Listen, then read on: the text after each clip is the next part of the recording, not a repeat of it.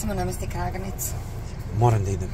Znam, Srećo, jako si mi lep, molim te pazi na tu kraganu i ovo ti je sve ko saliveno. Ti se baš lepo sredila danas.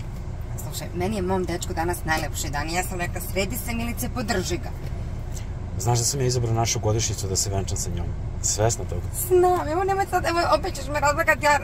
Znaš ti koliko, ja sam tad shvatila, ako si ti našu godišnjicu uzao da se sa njom venčaš, koliko ja tebi značim. Jesi ti spremna da proslavimo našu godišnjicu, a? Ja sam spremna da izađem sa tobom, ali mi nemamo šta da slavimo. Ne me razumeš? Kako?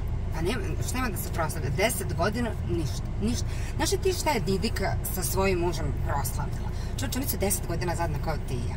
Ona je imala 5 ozbiljnih veza u tom braku, sve po godinu i po dana trajalo. On isto ne zna koliko tačno.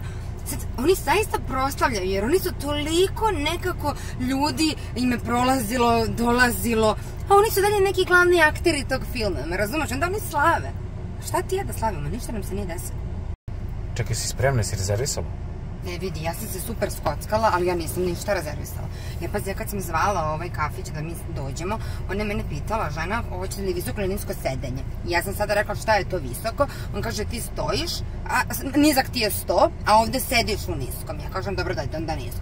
Kaže, ali morate uslove da jedete. Ja kažem top, pazi na dijeti sam, malo ćemo para da potrošimo, ako se na tom niskom ne pije, nego se samo jede, odlično. Ona kaže, ne, poenta da jedete, pijete, ja kažem to ne mogu.